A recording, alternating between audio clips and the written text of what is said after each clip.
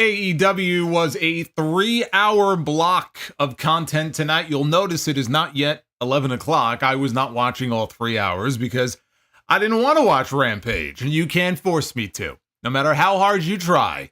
But I did watch Dynamite and the first few minutes of Rampage because the angle carried over into hour number 3, so I had no choice. But they were in Canada tonight. They were in Winnipeg. And Winnipeg just so happens to be the hometown of one Kenny Omega. We have not seen Kenny Omega on AEW television since December. Unfortunately, diverticulitis took him down. Diverticulitis almost took his life. Diverticulitis is nothing to mess around with. So we have not seen Kenny in many months. It was good to see him tonight. That was the big show closing angle, the big follow-up to the Elite and Jack Perry beating up Tony Khan at the end of last week's show. Tony Khan getting a spike pile driver, ending up in a neck brace. We saw him at the NFL draft. We saw him on the NFL Network. He made big headlines last week, said a lot of things. You know, for a guy who got dropped on his head and nearly had his neck broken walking around in a neck brace, he had a big old smile on his face. Everywhere he went, every interview that Tony did, he looked like the happiest man in the world. I mean, if I got dropped on my head and had my neck almost fucking broken, I don't think I'd be in such a good mood. I wish I could be as positive as Tony Khan. Tony Khan was actually on the show tonight, although he was not there with them in Canada. But we did get a brief cameo from him at the beginning. But the big angle tonight was Kenny Omega coming out to address the audience. And in the end, exactly as we talked about last week, exactly as I pitched on the show last week, it could only go one way. If you want to put heat on the Elite, if the singular goal here is to put heat on Jack Perry and the Young Bucks, you send them to Canada, you send them out there to attack Kenny Omega and murder Kenny in Canada.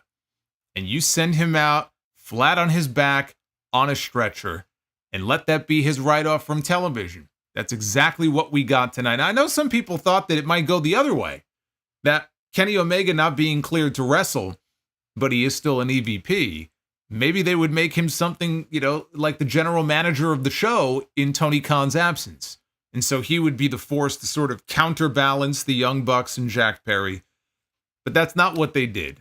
Kenny, I believe the plan is for Kenny to go off and have surgery. I know it's been many months. He has not gone under the knife, but I believe the plan is for him to have surgery.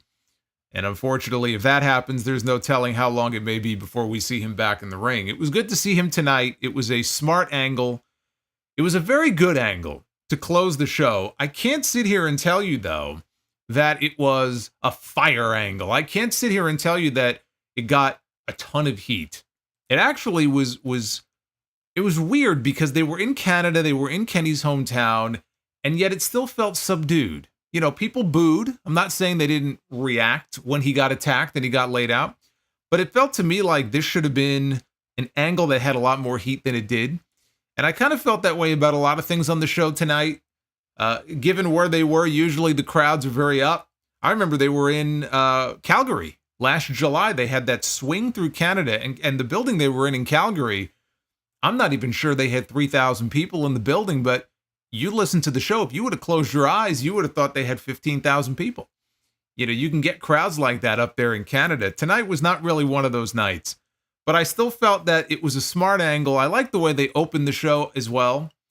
We found out who the challenger is going to be for Swerve Strickland going into Double or Nothing. They did tell us that we would find out who it is this week. I was wondering if they were going to make it Jack Perry, and that would have been awfully quick. But I thought there was a chance with Tony Khan out of the picture temporarily and the Young Bucks, you know, kind of taking power into their own hands. They would just throw Jack Perry in there as the number one contender. They didn't do that. They went in a direction I wasn't expecting, but it's a direction that I like. And not only do I like the direction that they went in with it, I like the fact that they took the time to explain why. Why is this person getting a shot? Why does this person want so badly to get his hands on Swerve Strickland? And they gave you two good reasons for it. So I applaud them for that. They opened and closed strong. The middle of the show, hit or miss. And I can't even believe I'm sitting here and I'm about to say this. But one of the parts of the show that I actually greatly enjoyed involved Chris Jericho defending his FTW title against Katsuyori Shibata in a match that was more fun than it had any right to be. I was not expecting to have as much fun watching that match as I did, but I sit here and I fully admit that I liked that segment. As far as the rest of the show, it was just kind of there. There weren't any bad matches, but there really wasn't anything to get you terribly excited either. You know, we went through that period at the beginning of the year. We had about 4 or 5 weeks, maybe 6 weeks of these Dynamite shows that were just boom, boom, boom, one right after the other. Very exciting. You know, I mean, there was just a ton of stuff to like about those shows. And, you know, ever since then, it died down quite a bit. And now I think they're trying to find their footing with this elite story. This is going to be the dominant story now in this company. This is going to be the story that it's going to touch a lot of other things that are going on. You know, Swerve Strickland, he was not directly involved in the closing angle, but even he's making comments about the elite, calling them bitches. You know, you made a bitch move with what you did to Tony Khan, planting the seeds for what's to come as they try to take that world title from him. So this is going to be the main angle that is going to have to carry them through the summer. And can they do that? Can they keep it interesting enough? Can Jack Perry get over as a hot heel in this company who can actually draw? Can he draw people into the building? Can he draw numbers? There's no evidence of this. I mean, he goes out there, people boo him. You know, he's got these great facial expressions. He's easy to hate. That doesn't mean that he is actually going to be a draw for them as a heel. They're going to try. I don't know that that's going to happen, though. As far as what other direction they take this angle in, it's only first beginning. We'll have to wait and see where this is going to go. But we're going to go through the entire show here. This is your AEW Dynamite review. It is the first day of May. It is the start of a new month, May 1st, 2024. You know who I am. Why the fuck are you here if you don't know who I am? I'm the Solomonster. Like, subscribe. Super chats are open as well. I'll be reading your messages a little bit later on. 450 likes is the goal tonight for our Be the Booker segment. If we can hit 450 on the stream, then we will have some fun with that a little bit later on.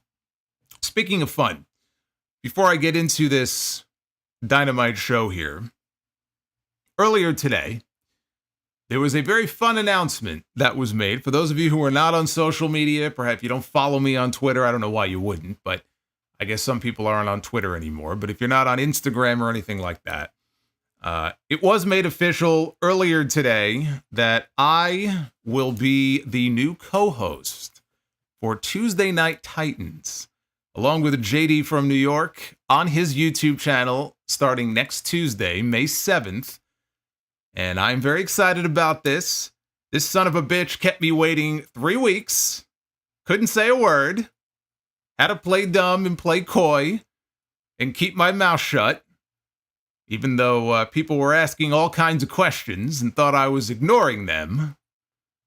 But yes, it was made official earlier today. And for those of you who don't know, basically, TNT is a show that JD started last year with Andrew Baydala, who's a friend of mine. Andrew and I, we go back a number of years as well. We used to do episodes of PWR, the Pro Wrestling Report, together with Damian Nelson and David Hero. Shout out to those two. And they put together this show, which is basically a pro wrestling debate and discussion show, you know, kind of like a Mike and the Mad Dog type format. And they were able to create something very special. Andrew had to step away from the show. JD was looking for a co-host. He got in touch with me, and we talked about it. We had never done a collaboration together. Obviously, we do commentary for House of Glory. We're going to be doing commentary, in fact, this Sunday for House of Glory. Cinco de Mayo coming up on Triller TV, if you're not going to be able to be at the event live. And so we had talked about it, and we decided that now is the time. Now is the time to make it happen. This is an opportunity that I just felt would be a lot of fun. And I know a lot of you also are very excited about it because there's a lot of crossover between the two audiences. So May 7th is going to be the first show. And I want to thank him also for reaching out to me and thinking of me.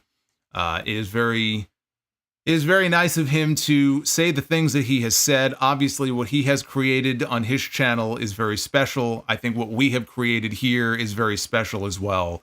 And it'll be very cool to head on over to the other channel and have some fun on a Tuesday night. Now I get to work on Sundays, Mondays, Tuesdays, Wednesdays, Fridays, and sometimes Saturdays for pay-per-views. So, yeah. You know how I always say I'll sleep when I'm dead? Yeah, basically that's the way it's going to work. So, there you go. Putting more work on the plate, but hey, it's going to be a lot of fun. And just so you know, it will be on his channel, not on this channel. So you can head on over there. That'll be Tuesday nights at 8:30 p.m. Eastern Time. Every Tuesday night live, we'll be talking about the big wrestling news stories of the week. We'll debate certain things. We'll agree on certain things. We'll disagree on other things. You know me. I say what I want. I say what I mean. None of that's going to change, and hopefully it'll make for some fun shows. And I have to also say thank you. There's been a lot of people who have been sending and posting these memes on social media. And I collected a couple of them here, and I got to give a shout out here first to Andy, who came up with, now this one is like nightmare fuel. It's like the mega powers coming together here. I don't know, does that look like me? I don't know if it looks like me. I see a little JD though in the Macho Man there. So Andy, that's Andy's work of art here. This one here though may be my favorite here. This one comes from Lamont. Lamont did a hell of a job there. My physique has never looked so good. Indeed, yes, it is the union of the mega powers here. You guys have gotten very creative with these memes. I got to tell you. Keep them coming. I love them. Keep them coming. But anyway, it's going to be fun time on Tuesday nights. So join us over there. All right, Tony Khan. I mentioned that he was on the show tonight. He made a little bit of a cameo. He was not there physically in Winnipeg at the show, or at least that's what they said. I don't know where he was. I guess he was at the stadium over there. He was in the Jaguars front office. He was in Jacksonville. And he apologized to us. Yeah, I know. I'm back on the juice again, you know? You got to cycle on and off. If you stay on, it's not healthy. You got to know when to get on. You got to know when to get off. Right now, I'm kind of in between phases here. This is my normal phase. I'm in my Dwayne Johnson 2004 phase right now. I trim down. Wait until you see me next week. I'm going to be big as a fucking house. So Tony Khan apologized for not being there tonight live in Winnipeg after last week's heinous attack by the Elite. Said he was not medically cleared to travel. And all of a sudden, the feed started to glitch out. And I thought maybe Uncle Howdy was tapping into things here on Dynamite. We've been getting a lot of glitches on TV over the last few weeks. I'm about tired of all these glitches. But then they cut to the Young Bucks in the production truck. And we heard first from Matt Jackson, Matthew, who addressed the question of why were the Young Bucks not fired for what happened at the end of Dynamite last week. And this right here is the $1 million question that AEW had to answer on the show this week, because they shot this big angle, right? Last Wednesday at Daly's Place, and we had Tony Khan laying in the ring, and Shad Khan comes out, and he's looking down at his son, and all the wrestlers come out. They're all concerned, this big injury angle to Tony Khan, and you think to yourself, you know, if Tony Khan went on television last September, as he did, and he talked about what happened at Brawl In, and he talked about how he had to fire CM Punk for cause, without getting into the details of what happened. But he talked about, I had to fire CM Punk, Phil Brooks, and never in my 30 years as a fan have I feared for my life in the way that I feared for my life that night. And here Tony Khan is physically assaulted. He's not, El Masse, thank you, brother. Thank you for the $15, El Masse. Good to see you, sir. Well, last week, he's physically assaulted in the middle of the ring, and surely he's going to fire these men unless they have a good explanation for why he would not do that. So they didn't waste any time. Right here at the very beginning of the show, right up front, they had Matt Jackson address that very question, and the answer to that question, in 3 words here, ironclad contracts. That's what the Young Bucks have. They have ironclad contracts with a founder's clause because they, of course, are some of the founding fathers of AEW. Tony Khan, Matt, Nick, Cody, right? They were all part of that nucleus that started this company in the first place. They said they're not going anywhere, and neither are their colleagues. They also said that their contracts as EVPs give them control of the show when Tony Khan is absent. And Nicholas called for a new opening video to play. So the new opening tonight for Dynamite had all the members in there of the Elite. They had the Bucks. They had Okada. They showed Jack Perry. So that's how we kick things off tonight. The Elite made it very clear they are running the show. It's like NWO Nitro. I sure hope that this has a better ending than NWO Nitro. I sure hope it lasts longer than NWO Nitro did. How long did NWO Nitro last for? About 1 week? I think it was about a week. Then they realized what a terrible idea that was. Hey, Bobby's World, thank you for the 5 gifted memberships. So we got the explanation. Although I do think it's pretty weak to say that because the Bucks contracts are ironclad, therefore that somehow shields Jack Perry. Jack Perry is not a founding father of this company. They used to call him one of the pillars. I'm not even sure I look at him as a pillar anymore.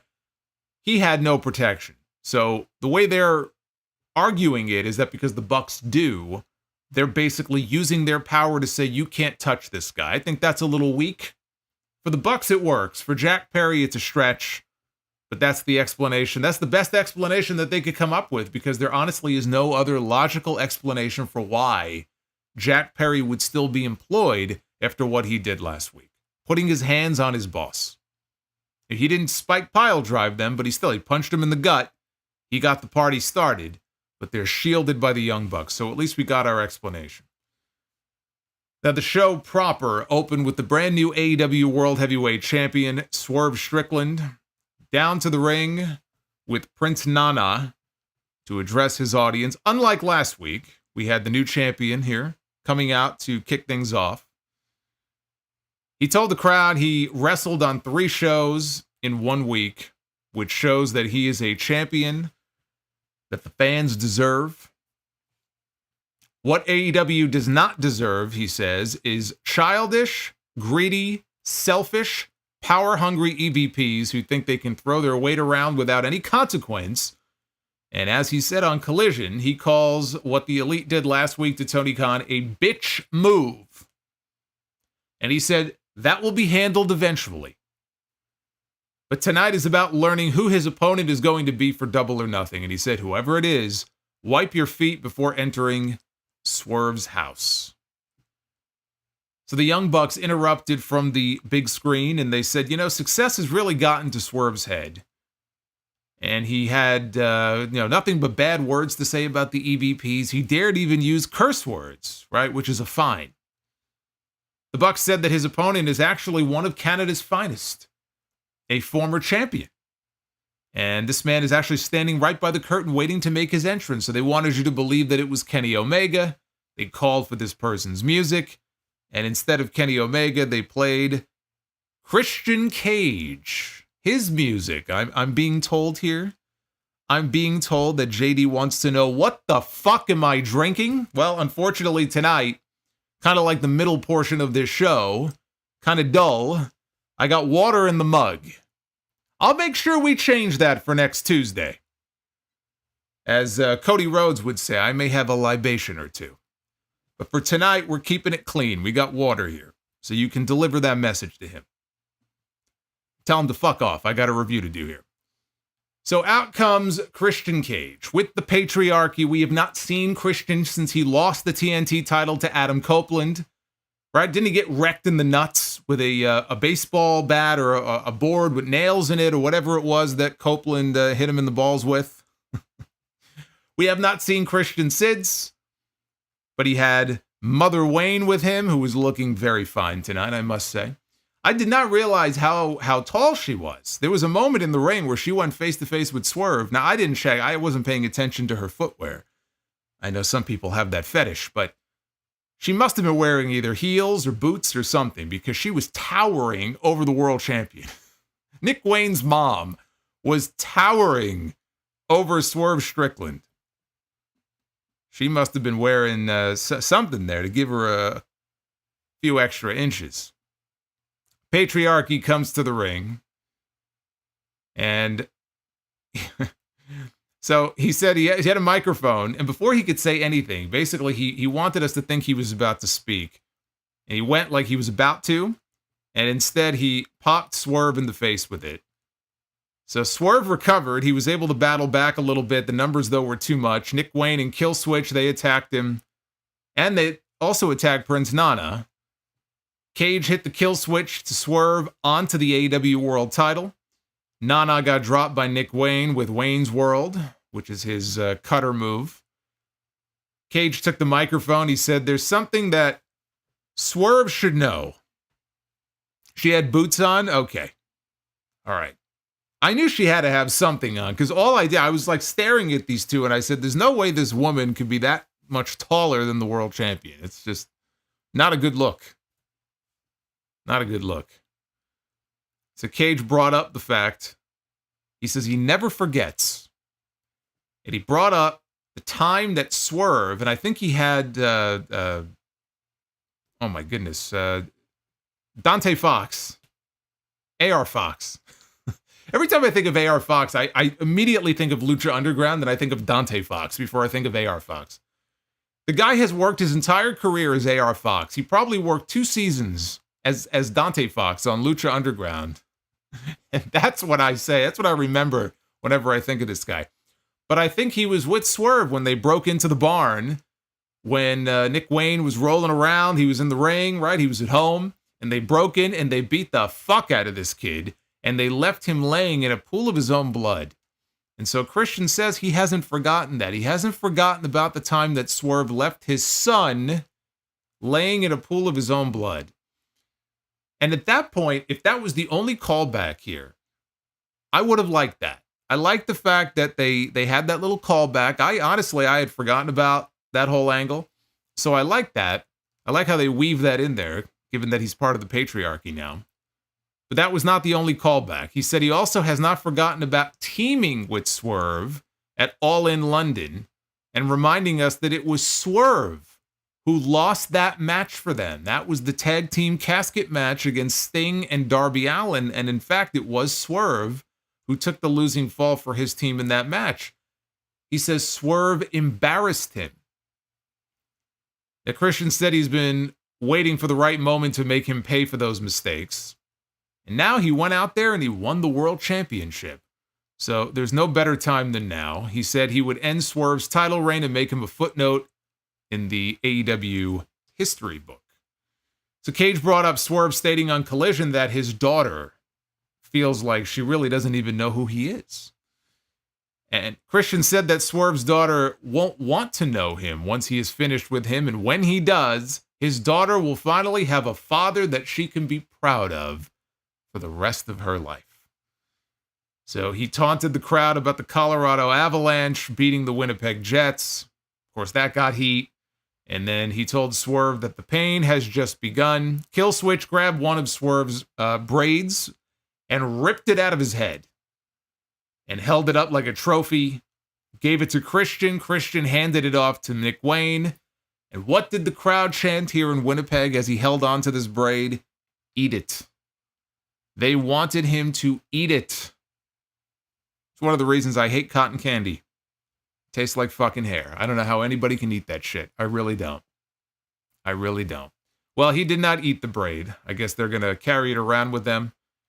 And then he held up the AEW World Championship. Excalibur announced that it is official. At Double or Nothing on May 26th, it will be Swerve defending the title one-on-one with Christian Cage. I am a Christian fan. Christian Cage. I'm a big fan of his, and so I don't mind him being in the world title picture for one pay-per-view match. I have no issue with that being Swerve's first pay-per-view challenger. I mean, technically Claudio was his first challenger on Collision on Saturday. But I have no issue with this at all. And I know that Christian is going to go out there and give this man an excellent match. I think the two of them, they're going to go out there and fucking light it up in Las Vegas. And that won't be the only things being lighted up or lit up in Las Vegas, I'm sure. But they're going to light it up in the ring at that show. Now, he did lose his last match, because I know what the criticism here is going to be. And it's a valid one. How does this make sense? The last time that we saw Christian Cage on TV, he lost to Adam Copeland. He lost the TNT Championship, and he has not wrestled since. We have not seen him until tonight. So how is it in a company with rankings that he can go out there and be the number one contender for the AEW World title? Well, here's the thing you need to understand. If you have been paying attention to anything that I have been saying over the last few months, then you would know that the AEW rankings are completely fucking worthless. They mean nothing. Nothing.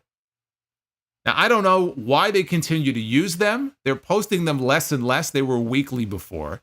And then Tony Khan just stopped posting them. And people were tweeting him and asking him, Tony, are the rankings dead? What's going on with the rankings? And he wouldn't answer anybody. We know he's on social media every 5 minutes, but he intentionally did not answer anybody. And then one day, at the beginning of this month, the rankings randomly reappeared. And so I don't even know if the rankings are fully back. Are they monthly now? Are they bi-monthly? Like, no one has said anything about the rankings. They still have them. They mean shit. So just pretend they don't exist. As far as you and I are concerned, the rankings don't exist. They didn't matter before, they don't matter now, and they won't matter in the future, no matter how long they hold on to them. So forget about the rankings. Okay, that's number one. Rankings don't mean anything here in this situation. But the explanation here is actually very reasonable for why Christian would end up with the match. The Young Bucks are abusing their power. The Young Bucks now are running roughshod over this company. The Young Bucks, in the absence of Tony Khan, have said they planted their flag and said that we're running the show now. Right? This is our home. We're going to do what we want to do. And the first order of business here, we're going to pick the number one contender for the world title.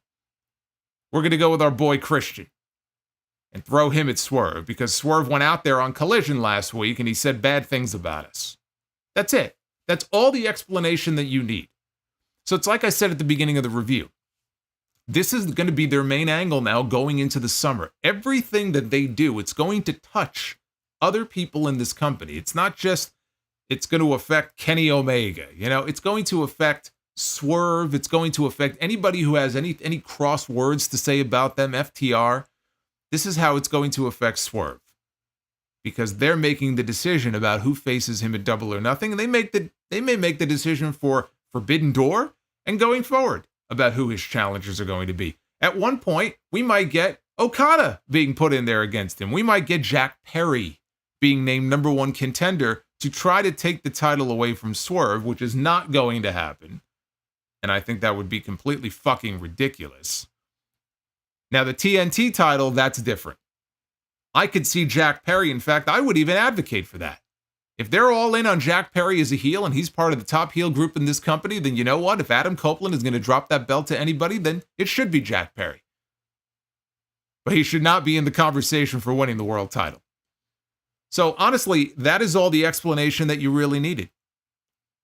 The Young Bucks are running the show. They picked the number one contender. That's it. You don't need any more explanation than that.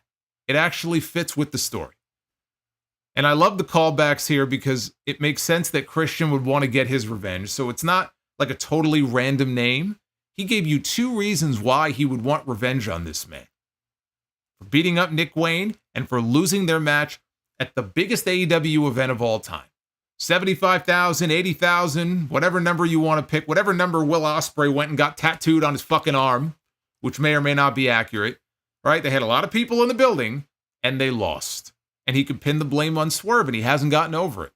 I like that. So I applaud them for that, because honestly, I had forgotten about that. I didn't even remember the fact that those two had tagged on that show.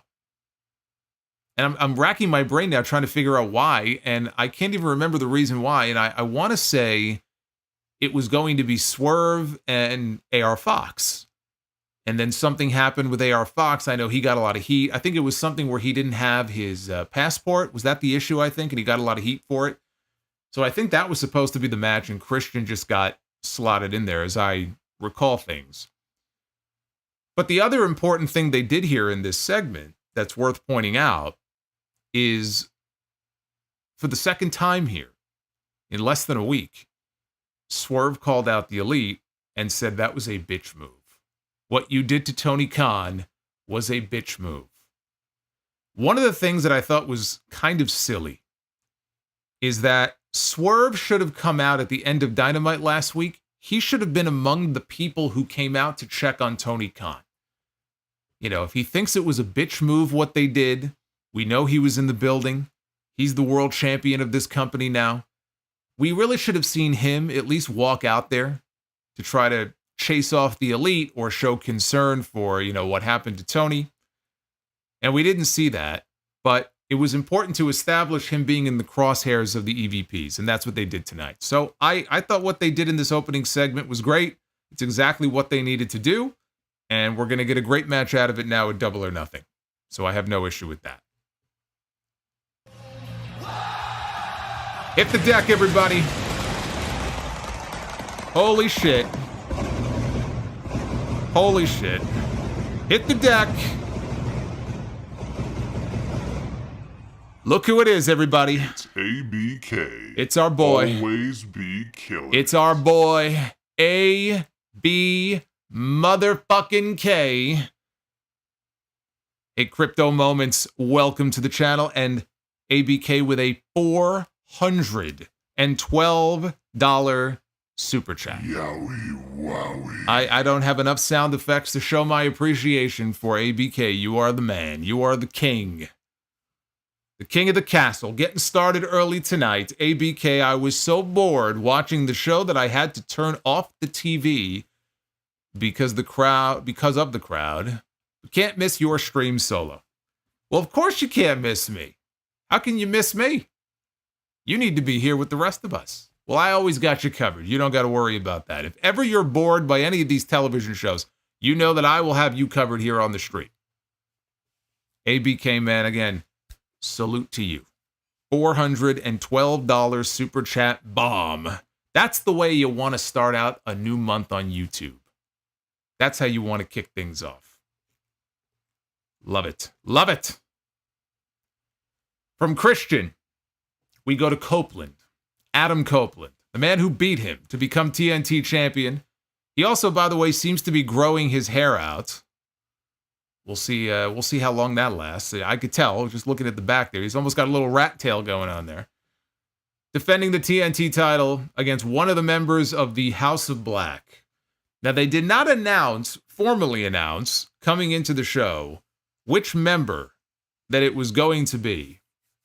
But if you watched Collision on Saturday, there was a moment where Tony Schiavone basically spoiled it and said that it was going to be Buddy Matthews. So, sure enough, the member of the House of Black who came out here tonight to challenge for the title was Buddy Matthews, to the surprise of no one if you watch Collision. And look, you could have figured that out on your own. They're clearly building to Copeland and Malakai Black. You got 3 members of the House of Black who it reasonably could have been. The only 3 members it could have been. That's the order it's going to be in. It's going to be Buddy, it's going to be Brody, and it's going to be Malakai. So tonight it was Buddy Matthews. Copeland sent Matthews to ringside and then hit him with a suicide dive, which is something that we don't usually see from Copeland. Certainly not at 50 years old. Doing a tope. Copeland came up holding his shoulder, and that took us into the picture-in-picture break. What's going on? What's going on, Julie? Shout out to Julie and everybody else in the chat. There was a spot where both men went for running crossbody blocks, and they collided very hard. And both men were down. Aubrey Edwards went to go check on Buddy Matthews. He had blood coming from his mouth, which was very concerning. And so the trainer got into the ring to check on him as they went to a picture-in-picture break. Matthews got back up to his feet and traded punches with Copeland during the break. When they came back, Excalibur mentioned that, to his credit, Buddy Matthews insisted on continuing the match even though he was bleeding internally. AEW Medical be damned. The wrestlers are the ones who make the decisions here in this company. Who cares what the medical staff thinks? If the wrestler wants to wrestle, then they're going to wrestle. That's how we do it here in AEW. AEW, what's their new slogan that Tony Khan keeps slinging around? AEW, we're the best wrestle. Is that what they say? Is that their new slogan? It's a terrible slogan, by the way. It's not exactly where the big boys play. See, WCW had it right. All these years later, I still remember that. WCW, where the big boys play. See, that's a slogan that you remember. So Copeland connected on 10 corner punches. Matthews, though, managed to answer with a Liger bomb for a 2 count. Both men fought up the ropes in the corner and traded superplex attempts before Copeland connected on an avalanche impaler for a near fall. Matthews cut off a spear attempt with a series of knee strikes into a jackhammer for 2.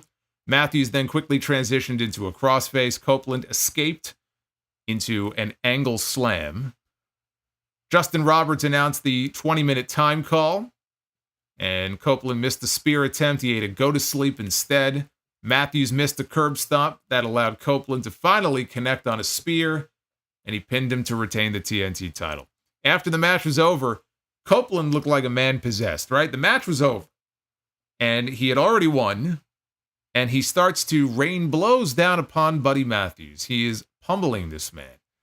Copeland then goes out to the floor, and he grabs 2 chairs.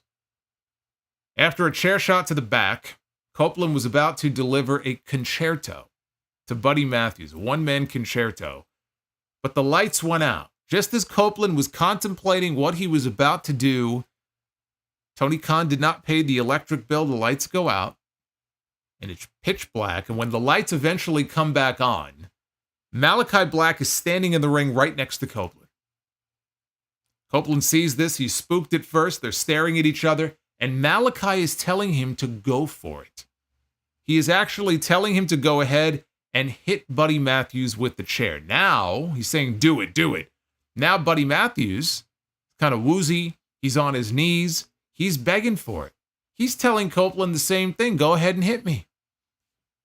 Right before Copeland goes to swing at Malakai, the lights go out again. When the lights come back on, Malakai Black is gone. Buddy Matthews is gone. And the only thing left in the ring is laying on the mat, the TNT title. They got a lot of time, these two did. They gave them 20 minutes here for this match, and it turned into a hell of a battle, but it did not need to go this long. There were a lot of sluggish parts to the early portion of this match. I think this match would have been a lot better had they cut it down by about 5 minutes. I think it would have benefited by being a little bit shorter. It got real good, mainly in those final few minutes, not so much the early part of this. Next Wednesday, they did make it official. It will be Brody King up next in the Cope Open, challenging for the TNT title. He'll be going one-on-one with Adam Copeland. The story with Malakai seems to be that he is trying to get Copeland to come to the dark side. He's trying to corrupt Adam Copeland. He had misted him, if you remember, back at Dynasty. So this time he resisted. I'm looking forward to their match, though. It's not official yet. It will be. Clearly, it will be Adam Copeland defending against Malakai Black at Double or Nothing. The main reason I'm looking forward to it is because when was the last time that we saw Malakai Black challenging for a singles title in this company? I think the only time in all the years that this man has been in AEW, and he's been there for 3 years now? The only time I can recall him challenging for a singles title, he was part of that All-Atlantic title tournament when they first introduced what is now the international title, and they had that match, I think, at Forbidden Door. I think it was a 4-way match. It was him and Miro, and I don't even remember who else was in it. That's it. I can't recall a single other instance of him even challenging for a singles championship.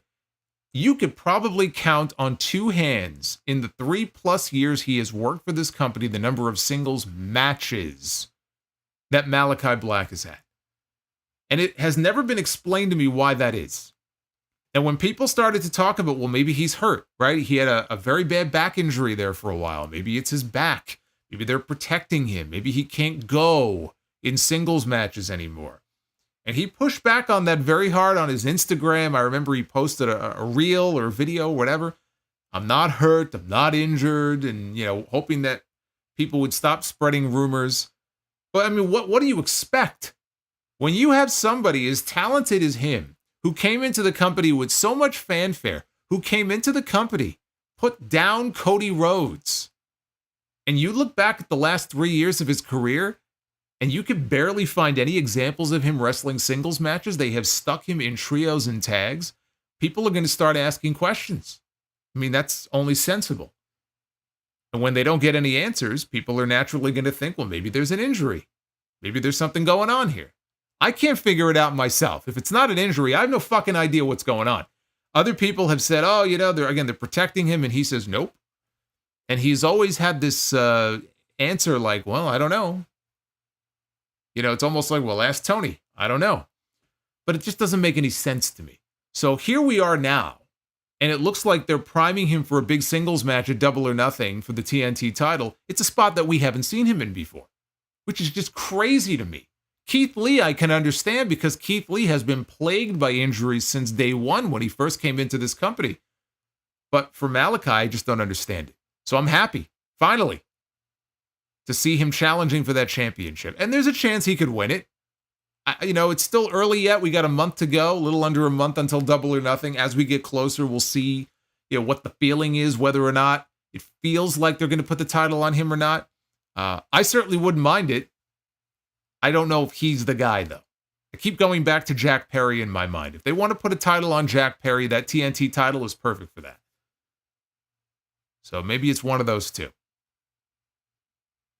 We had Samoa Joe, one-on-one, against Isiah Kassidy of Private Party. This was our first time seeing Joe since he lost the title to Swerve. He doesn't get paid by the hour. This match did not last very long. But for the time that it did last, I enjoyed it. The crowd chanted, Joe's gonna kill you. Didn't take very long for the crowd to put their full support back behind this man. The announcers explained before the match that Cassidy should not mess around with Joe, especially after he just lost the world title. He's probably not in a very good mood. Cassidy grabbed the towel that Joe had worn down to the ring. Joe put it over the post, the beam that connects the turnbuckle to the ring post. So Cassidy goes over to that corner, and he grabs Joe's towel, and he places it around his own neck. Joe doesn't seem very amused by any of this. And so punches were thrown, and, well, first he got poked in the eye, but Joe did end up coming back here. He tossed Cassidy high into the air and watched him splat down on the mat. Then he threw punches at him. Cassidy clotheslined Joe over the top rope and then went for a giant flipping dive out to the floor. And this fucking guy, he flies through the air. Samoa Joe is standing there. And then Samoa Joe, very casually, walks to the side, out of harm's way. And poor Isiah Kassidy splatted on the ground outside. We got the nope spot on the floor. And Isiah Kassidy ate all of that. Probably knocked the wind out of himself. I've done that before. It's not fun. Although he fell from a greater distance than I did when I was younger. So yeah, he took a hell of a bump on that spot. I still laugh, though. He was okay. He came out of it okay. And I laughed at his expense. So a short time later, Joe did not budge when Cassidy went for a monkey flip out of the corner. He tried to pull him out. Joe just wasn't going anywhere. Instead, Joe turned him around, placed him on top of the turnbuckle, and then got him in position for the muscle buster and dropped him and then pinned him. So a sweet squash win for Samoa Joe here to put him back in the win column. And I was entertained, which is really, at the end of the day, that's all that matters here. Was I entertained? The answer is yes. Now, I was thinking, what can they do with Samoa Joe? Samoa Joe, he certainly came off here as a babyface. I don't know if that is how they're going to position him going forward. I mean, even when he was a heel, the people loved chanting for him anyway. But I was thinking, what could they do with him so that he's still in the mix, that they get him involved in something? And I was thinking, has Joe and Eddie Kingston ever wrestled before? I'm sure they must have wrestled on the independents, but have they wrestled in AEW before? And I don't believe they have. And Eddie right now is the New Japan Strong Openweight Champion. I would love to see Samoa Joe and Eddie Kingston start mixing it up on the microphone. Even more so than like in the ring. I think that Joe and Eddie on the mic would be fucking fire. And that could be something entertaining that I would like to see. Again, just kind of putting my thinking cap on and trying to figure out what can you do with this guy? Just to keep him on TV and give him something to do. And that is the first thing that popped into my head. And I think the promos back and forth between them would be fucking gold. So that's just an idea to consider. Now, Orange Cassidy was out to the ring next, all by himself. Cassidy had a mic in his pocket. He pulled it out and said that he hates this. I agree. I hate this storyline too. See, something me and Orange Cassidy can agree on. But at least, hey, I will say this. At least it had one thing of value that has come out of it so far. It has given us the end of best friends. So at least something positive came out of this. He thought that after Saturday, when his best friends, that of course being Trent and Chuck, had their parking lot brawl, he thought they would beat the hell out of each other and they would, get it out of their system and they could all go back to being best friends again. Unfortunately, that's not the case. It's never going to happen. He has been told that because of what Trent did to Chuck after that match, and this is what Orange Cassidy said that he was told, he's been told that Chuck Taylor will never wrestle again.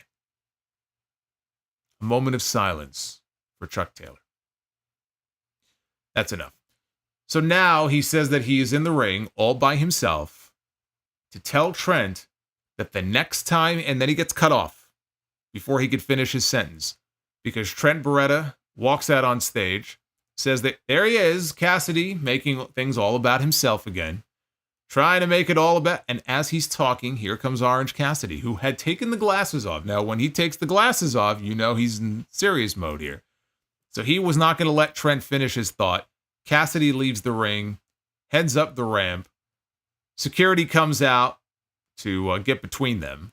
And Trent is yelling that Chuck's career is over because of you. You're selfish. This is all your fault. Chris Statlander comes out. She's also part of the best friends. And she's holding back Orange Cassidy. And then here comes Don Callis, the walking human thumb, who walks out on stage. And he walks over to Orange Cassidy. And he begins talking to him. And he's whispering something to him. And of course, we can't hear what he's saying. All this time, security is holding back Trent Beretta. And Orange Cassidy then leaves with Don Callis, who put his arm around him. And Chris Statlander can't believe this, and so she goes off to chase after him. And Trent is left standing all alone at the top of the ramp, and he mockingly gives a thumbs up. So a little twist there with Orange Cassidy walking off with Don Callis. Now, I don't expect him to link up with the Callis family when all is said and done. But it is worth noting that the family does need a new member because, unfortunately, they are down one. I guess Kyle Fletcher is still technically part of the family, although probably not for much longer. But unfortunately, what I feared last week turned out to be true, which is that Powerhouse Hobbs, the injury that he sustained in the match last week, was legitimate, and it was very serious. The injury was said to be a significant one. It was a knee injury. We have not gotten any update as far as what type of knee injury. Is it a torn ACL? Is it some other type of injury? Did something happen to the kneecap? We don't know. And I went back and I rewatched the spot again, and it happened on a corner charge in the ring during his IWGP title match with Jon Moxley. Moxley got out of the way.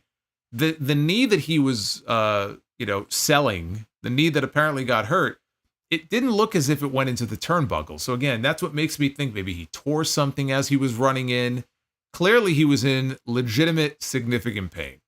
And he either has underwent surgery or will need surgery for the injury. So we are not going to see Powerhouse Hobbs back for a very long time. So best wishes to him. But what that means is that the Callis family is now down by one. There is now a vacancy. I think it's more likely that if anybody is going to join, it's going to be Trent Beretta, not Orange Cassidy.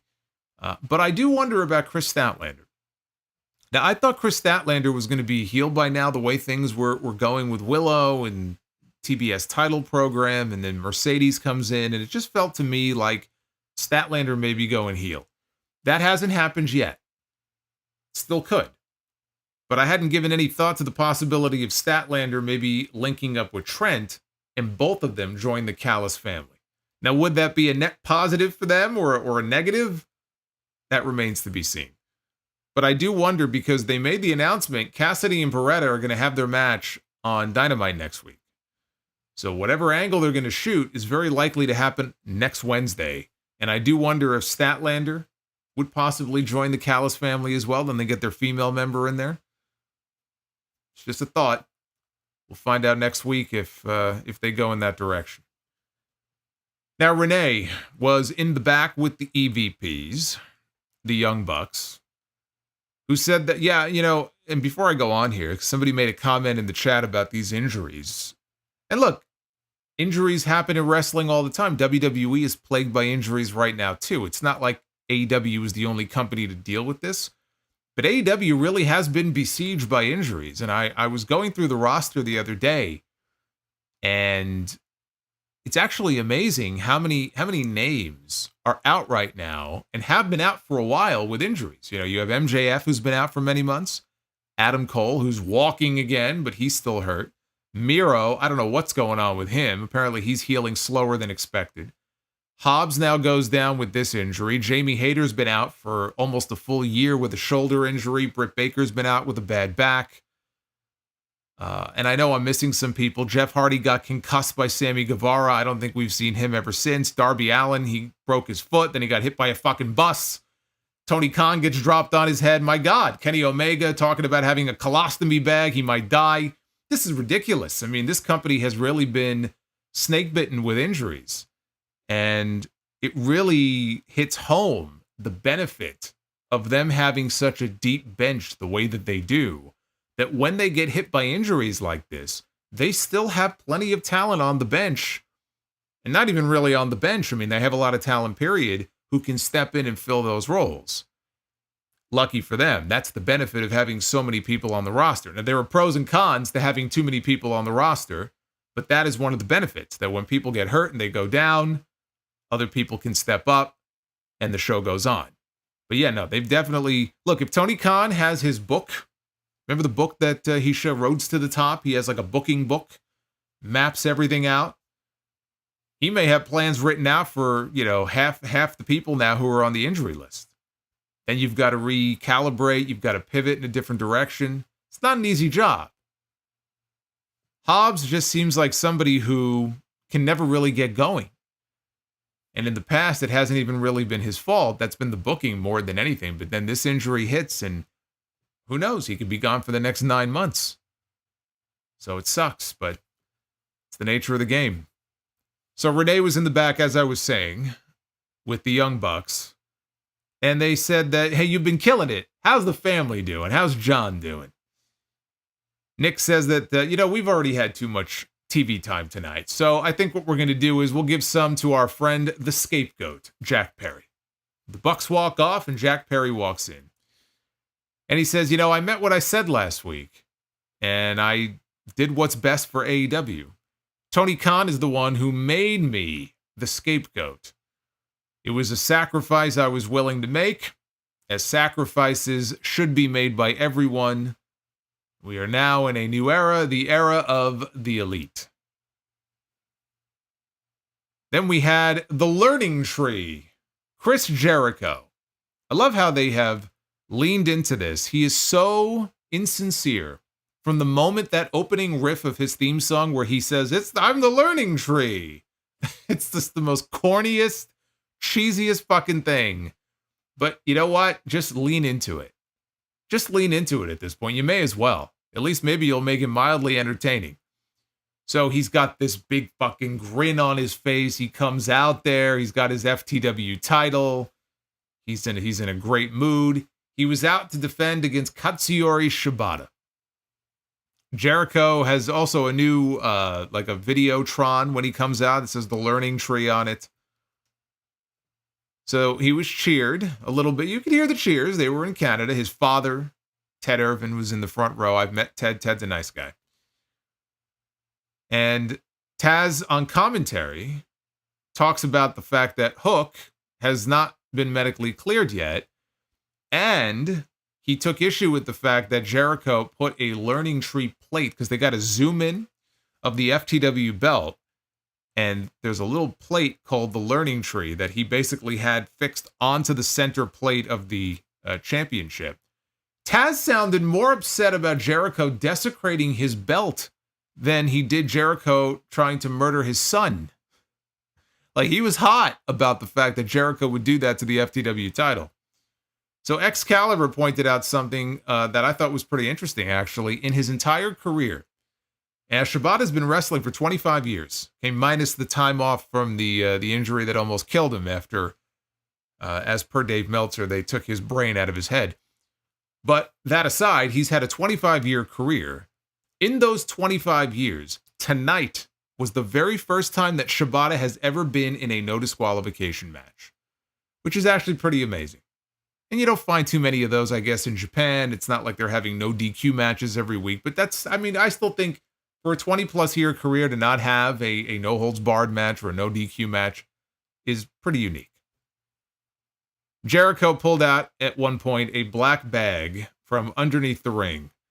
And he brought this black bag inside, poured it out. No, it was not thumbtacks, but he poured out a bag of hockey pucks because, of course, they were in Canada. They're in Winnipeg tonight. So now there's hockey pucks all over the ring. Shibata ends up dumping Jericho on the pucks and then followed up with a suplex onto the pucks, which looked like it sucked.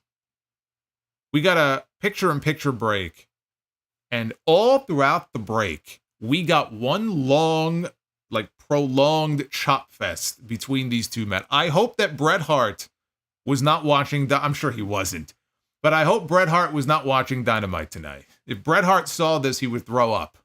He would lose all respect for Chris Jericho, the way that he has lost all respect for Gunther. Bret Hart does not like chops. Bret Hart, to be fair, Bret Hart has always been consistent in that. Bret Hart has never liked chops.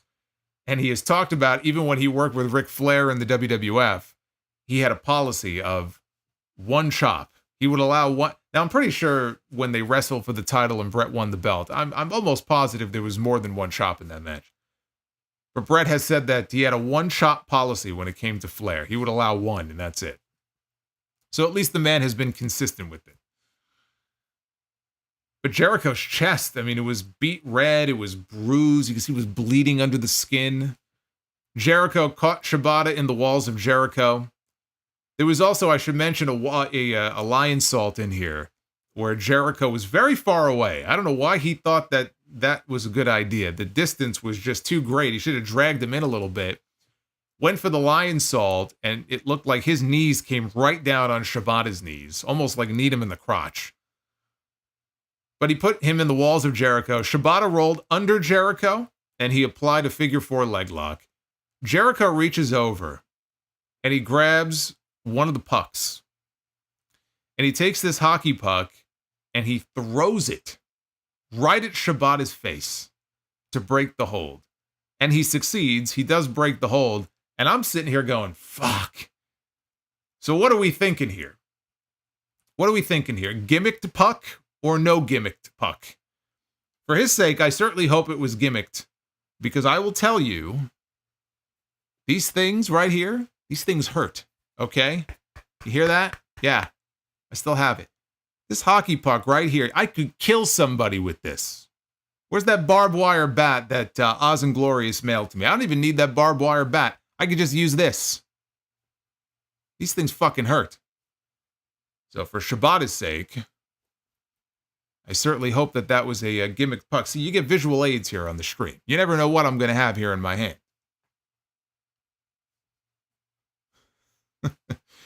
So anyway, Jericho tossed the trash can into the ring, and he placed the can over Shibata's head so he couldn't see. And he starts to hit the can with a kendo stick. Now, Shibata starts just no-selling this.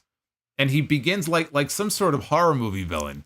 He begins to just march closer and closer and closer to Jericho. And each time Jericho's backing up farther and farther away until Jericho's all backed up in the corner. And Shibata is standing there like fucking Oscar the Grouch. He's got the fucking garbage can over his head. Now, he can't see, but he's acting as if he can. And he starts to headbutt Jericho with the garbage can. And I will tell you, I laughed. This was amusing. This was funny. Shibata ends up hitting his basement dropkick into the trash can while Jericho had it. He was seated in the corner.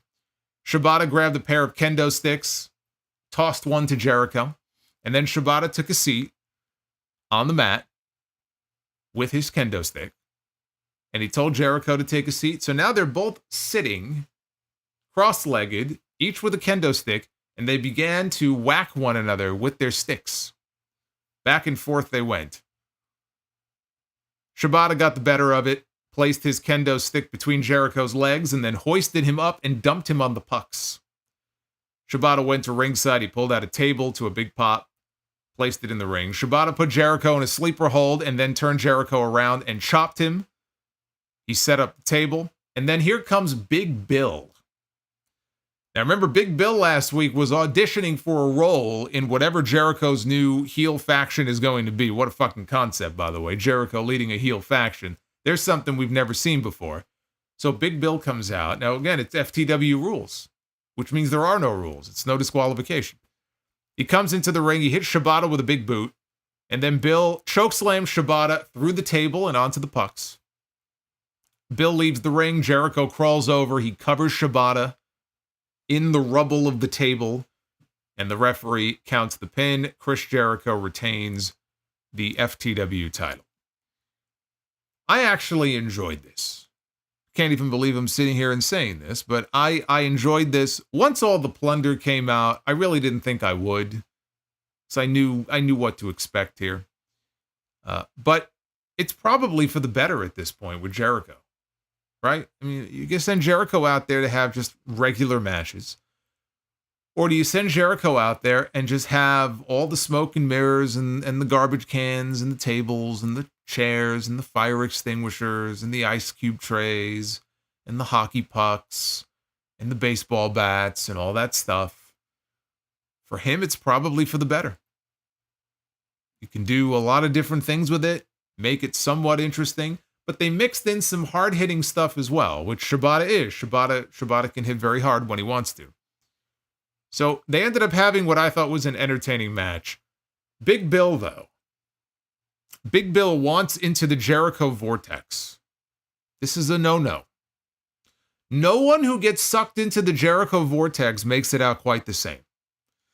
And you would think he would know this by now, but unfortunately, I just don't think that if he ends up linking up with Jericho and they do become a pairing or a faction, other people are brought in, because that'll probably be what the faction is called, right? It went from the Inner Circle to the Jericho Appreciation Society, and it'll be the Learning Tree. Who will come under the Learning Tree? Big Bill may only be the first. I have a question. I mean, maybe it's a question that might not make sense to certain people, but makes sense to me. Why does Big Bill feel that he needs to sit under the Learning Tree when this man is a former AEW World Tag Team Champion? It's not as if this man has not had success before in this company. He has. Why does he feel that the only way for him to have success is to sit under the Learning Tree with Chris Jericho? What sense does that really make? What are all the careers that Jericho has helped launch and vault when it comes to younger guys or guys that haven't quite made it to the main event level yet? I mean, we've seen him in the ring with the big names before, and he put over Jon Moxley and people like that, but they didn't need it. What about the people who needed it? What about the Daniel Garcias of the world and the Ricky Starks and people like that? What benefit did they derive from linking up and hooking up with Jericho? Why does Big Bill think that this will be any different for him? Don't know. Don't know why he's so adamant about joining with Chris Jericho. So I think that part of it is actually pretty dumb. Speaking of dumb, here's another dumb thing I forgot to mention earlier. Claudio Castagnoli had a match on this show with Brian Cage, which means that Brian Cage was in the building when Swerve Strickland and Prince Nana got their asses kicked in the opening segment by the Patriarchy. Now, I don't know where the Gates of Agony were, but Brian Cage, last I knew, was part of the embassy, or the Mogul Embassy. Is the Mogul Embassy no more? Do they no longer exist? Are they out of business? Nobody said anything about it. But Brian Cage comes out here and works a match. So either he was in the shower at the beginning of the show, although I don't know why you would take a shower before you wrestle, so scratch that. That's stupid. But he was in the building. Why wouldn't he come out at the beginning of the show and help out his boys? I guess they're not friends anymore. Claudio against Brian Cage. Both men charged right from the bell, duked it out with lariats. Both men traded suplexes. And as the other one would pop up, Cage ended up connecting with a Hurricane Rana. He tried a leapfrog. Claudio caught him in midair, though, into a tilt-a-whirl backbreaker.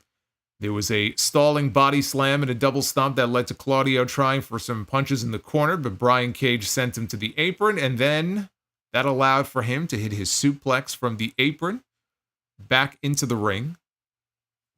Back from the break, Claudio floated over a drill claw attempt into a springboard spinning uppercut.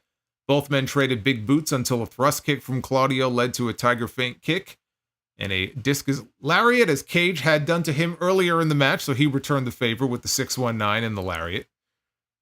We got the giant swing into the sharpshooter here in Canada.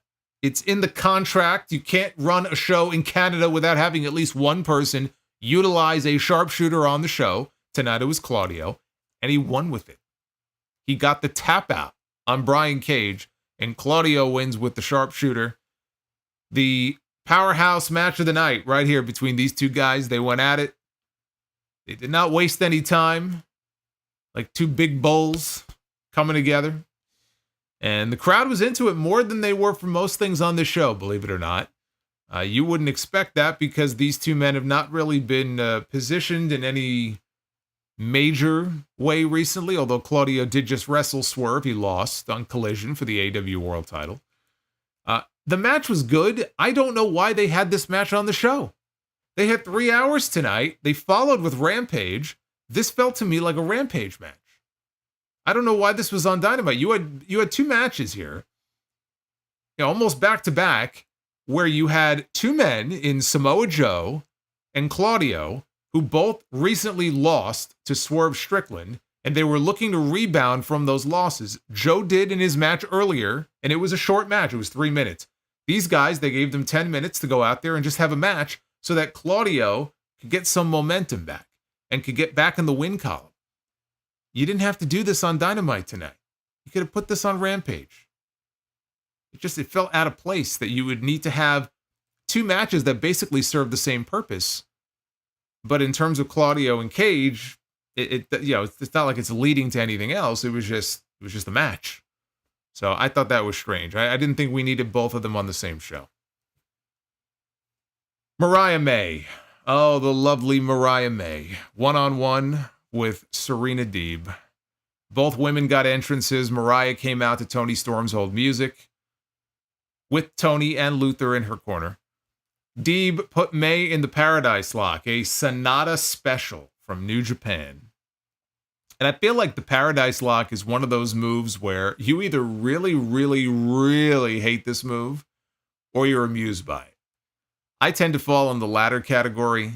It is silly. I don't hate it the way that some people probably do. But, you get that, you roll the person into position where their arms are basically trapped under them like a pretzel, and they just sit there, basically. And they can't move. They are rendered unable to move. And only when Serena Deeb came over and literally kicked her in the ass did she finally break the hold. Serena put Mariah down with a neck breaker in a German suplex. She let out a woo before putting on a figure 4 leg lock. Mariah kicked her away. And then Mariah hit a missile drop kick and then a hip attack in the corner that led to a 2 count. Mariah followed up with a running knee strike. Serena battled back before Mariah hit her with a suplex, and then Mariah went for a Trish Stratus handstand Rana out of the corner, which she hit earlier in the match successfully. This time, she was not as successful. This time, Serena stuffed it and applied a single leg crab in the ring. She climbed down from the ropes slowly and put the single leg crab on. Mariah crawled towards the ropes. Serena, though, pulled her right back to the center of the ring, and then she began to slam Mariah's knee repeatedly up and down into the ring, into the mat, rather, and then reapplied the hold. And at that point, Toni Storm throws in the towel, and the referee calls for the bell. Serena Deeb wins, and Serena Deeb now becomes #1 contender as well for the AEW Women's World Title at Double or Nothing. It will be Serena one-on-one with Toni Storm. I have missed Serena Deeb. She's been out of the ring for quite some time, and so I have missed her going out there and doing her thing. She's very good. This match was really good. You're not going to hear a lot, probably, talked about this match because it was, it didn't feel like a big match or anything like that. There was a lot of stuff, frankly, in the middle of this show. I mean, I had fun with the Jericho match. I did think that was fun. But the middle of the show just felt kind of dead.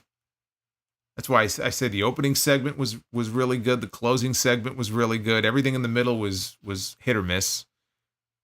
So you're not going to hear a lot about this match, I don't think. But Mariah May in particular, I thought she always looks great. But in the ring, she hit this huge missile drop kick at one point, and just solid work from both of them. But I thought Mariah looked really good here. And we'll see if Toni throwing in the towel is going to lead to any issues between her and Mariah May. That will be something to keep an eye on going forward. Renee was in the back with Adam Copeland and asked him, "Are you okay? After the way he was acting earlier after his match was over, are you sure you're okay?" And Copeland, he didn't sound too sure of it, but he said, yeah, I'm okay. So Kyle O'Reilly walks up to him. And he praises him, and he says, if you ever need any help against the House of Black, I got your back. I'm here for you. And Copeland said, I appreciated it. And then he saw Kyle's eyes where he goes, hey, up here. He was looking at the TNT title over his shoulder. He goes, yeah, I get it, but just, look up here. And he laughed, and he said, hey, I appreciate that very much. He appreciated the show of support from Kyle O'Reilly. Yeah, I forgot to mention when I brought up Mariah May, she should not be wearing pink on these shows. Some people might just think she's trying to be a Tiffany Stratton clone. Yeah. If you missed that sad tweet segment from the podcast this week, make sure you check it out. It's actually up on the channel as part of one of the video clips I put up. The clip about the AEW article that was published in Jacksonville. Yeah, the sad tweet part is at the tail end of that video. That was a real thing that somebody said last week on Twitter. Justin Roberts was in the ring to introduce the man from North Carolina, but by way of Winnipeg, Manitoba, which is where they were tonight. One of the founding fathers of AEW. He introduced us to Kenny Omega, his first appearance on television since December, when he and Chris Jericho were on the verge of probably winning the AEW tag team titles, which never happened. It's kind of like Jericho and Edge. Remember back in 2010, I think it was? Jericho and Edge had just gotten together as a tag team, and they had just I think they just won the SmackDown tag team titles, and then Edge ruptured his Achilles. I think their team lasted 2 weeks. That's how we ended up with Jericho. So we never got that Jericho and Edge tag team. Same thing here in AEW. These guys wrestled for maybe a month, and then Kenny got hurt. And we never got Jericho and Omega as the tag team champions. They got taken away from us. Maybe Omega should be thankful for it. Kenny comes down to the ring, and he's all dressed up in his suit, and he's got he got sunglasses on. And he said, I've never been good at this stuff. And he's trying to talk, and the crowd is showering him with welcome home chants. Says, I've never been good at this stuff, and I'm talking about sickness, illness, injury. Said he was diagnosed with diverticulitis, And after spending 20 days in the hospital, the doctors told him that he was one of the lucky ones because he was 24 hours away from dying. And he told the doctor, he goes, "Cool story." He said, "Can you patch me up and send me back to Dynamite?" And the doctor said, "Look, it's not that simple. We have to cut you open, and you may have a colostomy bag for the next 3 months, 6 months, could be a year. Could be the rest of your life that you could be walking around with a colostomy bag." The doctors told him that they need to get this handled because if not, it's basically just a ticking time bomb. And any blunt force trauma could kill him, any blunt force trauma to the midsection. Since that day, Omega said that he had to stop watching the product. He said he was scared for the first time in his career, and it made him feel like a coward. And he said maybe this whole thing was to just come out here and say to the fans that I have to retire. Everybody booed. And Omega said, then I turned on AEW for the first time in a while, a few weeks ago. And I watched Dynasty. And I watched Swerve Strickland go out there and make AEW history. I watched Bryan Danielson and Will Ospreay go out there and have one of the greatest matches of all time. And he said that he started shaking again, like he was shaking before when he was scared. He says he started shaking again, and he wondered if it was due to being scared. But he said the reason he was shaking was due to withdrawal. And the reason he was withdrawing is because this is what he needs. He needs to be in this ring. This is what fuels him. And he hates it that he has been forgotten as the best wrestler in the world. So he said he made a promise to himself here at this point and to the fans. He said that this is not over. This is not over until I have exhausted every single option. He says, I don't care if there's even a 1% chance. Bag or no bag. Which would be a hell of a gimmick for somebody if they wrestled with a colostomy bag. I don't think that's ever been done before. Can you imagine the heel heat if you're wrestling? If Christian Cage is in the ring with Kenny Omega and they're wrestling and Christian takes like a bobby pin and pops the bag. I mean, can you imagine the fucking heat? Can you imagine that? Now I'm getting ahead of myself. I feel like that's something Paul Heyman would have done in ECW back in the day. But he said, since we're talking about colostomy bags, why not talk about 2 other bags of shit while we're at it? Now, I'm just assuming that's what he said. They censored it on the TNT feed, or TBS, right? TBS feed. I mean, that's the line. If he said anything else, I would be disappointed. So Matthew and Nicholas Jackson are who he was referring to. He said, what you guys forget is that there's also, not only are you guys EVPs, but there is one other EVP in this company. So as far as I'm concerned, until somebody says otherwise, a part of the power of this company belongs to the best bout machine. Then we heard the coin drop.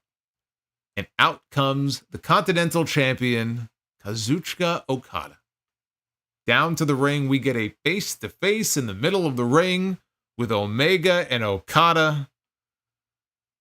Didn't get the level of heat that I was hoping it would, or the reaction I was hoping it would, but this was a cool moment for me. If you know the history between these two men and the matches that these two men had, some of the best matches I've ever seen as a wrestling fan.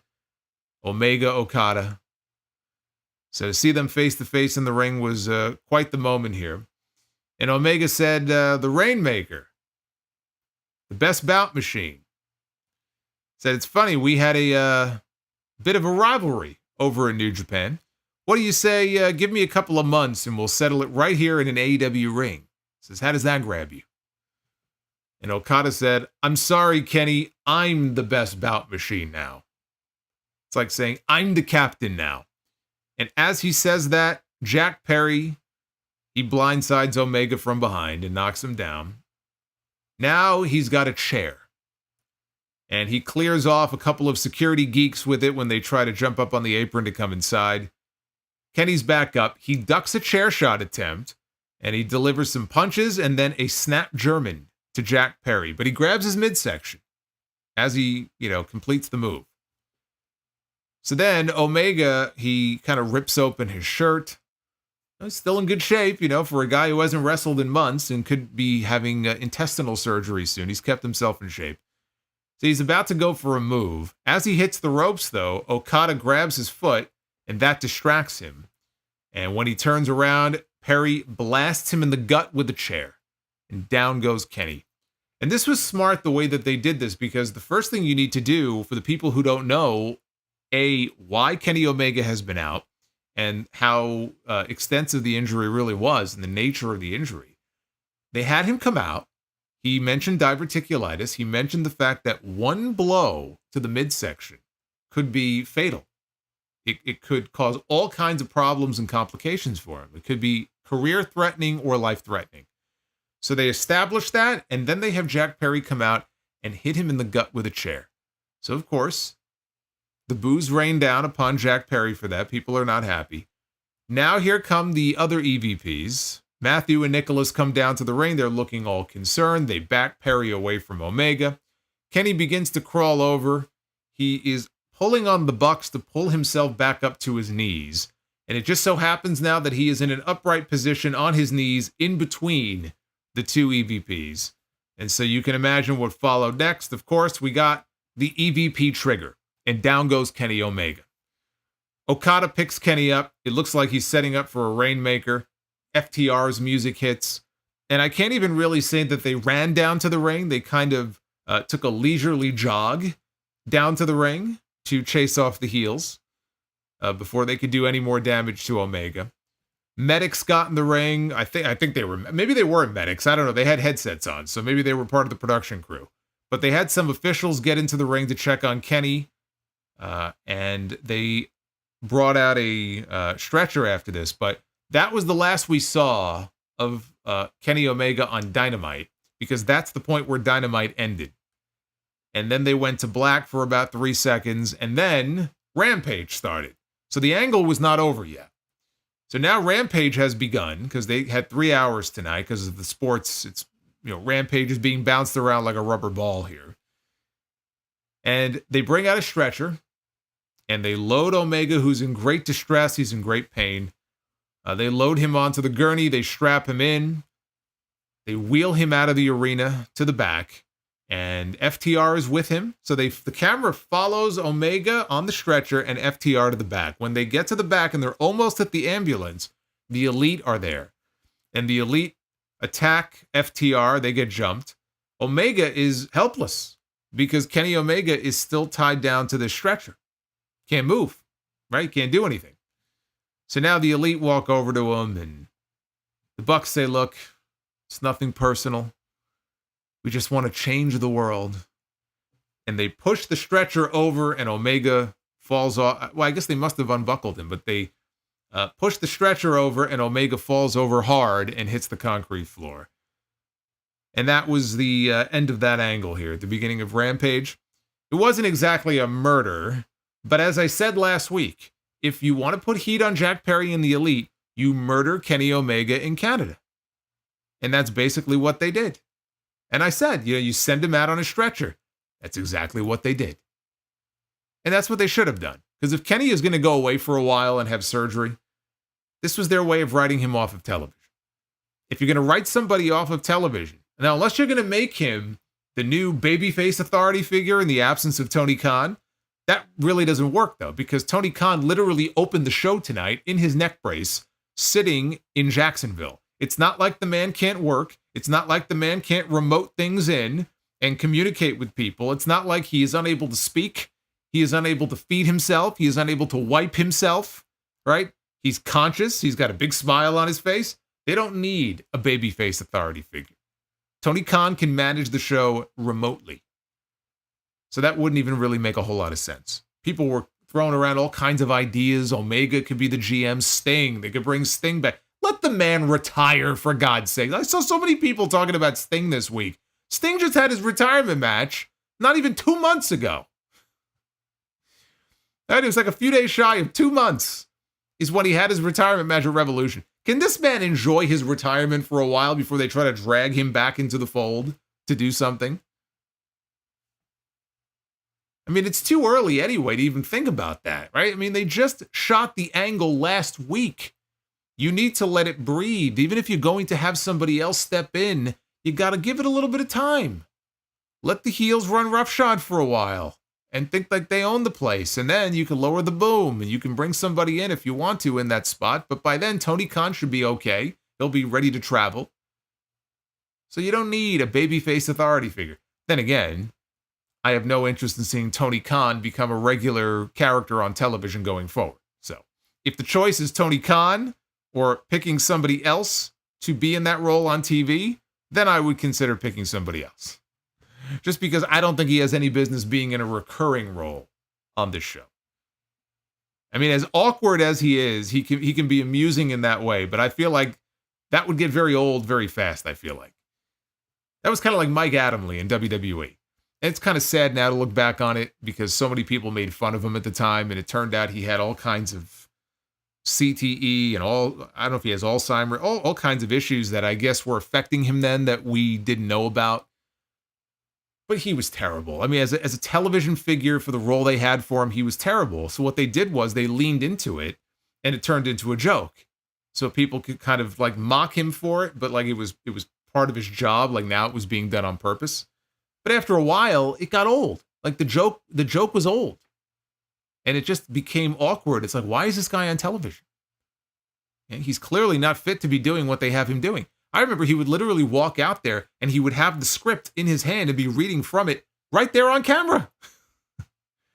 But it got old very fast, is my point. So I have really no interest in seeing that.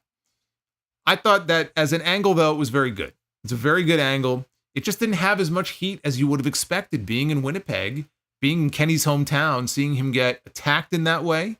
And even during his promo, again, people were respectful and they were cheering for him, but it wasn't like this overwhelming response. You know, it wasn't like Punk in Chicago or, you know, when McIntyre walks into Glasgow, probably for Clash at the Castle or anybody else that you want to think of. It wasn't, and I don't know how many people were in the building. It may have been a small crowd. I don't know. So that felt a little off to me here in this closing segment. I think it would have been nice if Swerve Strickland had come out. I get why they probably didn't want him out there. He got laid out by Christian earlier in the show.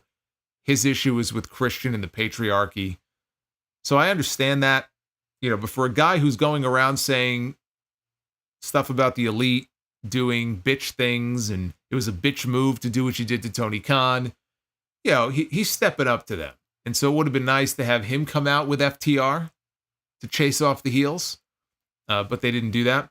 Now, Omega pointed out in his promo that he is still one of the EVPs, which means that he is going to still have EVP power. Will that come into play at some point? Why mention that if he wasn't going to use it in some way at some point? Because this felt to me like the angle to write him off. I'm not expecting to see him again until he's ready to be medically cleared, which may not be for months. But he did mention that he still has power as an EVP. What that means, we don't know. If he's going to be written off and not visible on TV, I don't know what that means. I'm still holding out hope that Wembley is realistic for Okada and Omega. It might be wishful thinking. Again, the man hasn't even had surgery yet. We don't know how he's going to recover. It's a very serious thing. You can't push it. It almost killed Brock Lesnar. It almost took down Brock Lesnar. Okay, so think of what it can do to other people if it'll take down Brock Lesnar. It's a very serious illness. I hope he can get back soon, though. Omega, MJF, all these guys, Adam Cole in the ring, all these guys have been missed on TV. And the sooner Tony Khan can get them back, the better off that he will be. So again, enjoyed the opening segment, closing segment, middle of the show, very hit or miss. Not the most exciting episode of Dynamite, but I thought it was a good show overall. There's some good building blocks there. As far as this main angle goes, they have to hope that it's going to resonate. I'm going to be very curious to see what the numbers look like when the numbers come in. There's so much emphasis in this company put on the ratings by Tony Khan himself. That's not just the internet wrestling fans doing that. Tony Khan just recently said that the metric by which he measures the success of AEW, one of the most important key metrics, are those television ratings. That's very important to him, especially during a time period where he is trying to get a renewal with Warner Brothers Discovery.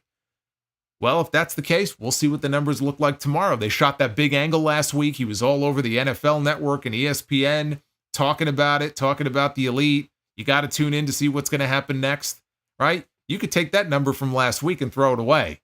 The real number is going to be tomorrow when the Dynamite numbers come in. Because those Collision numbers on Saturday, I mean, I know that initially they kind of look good.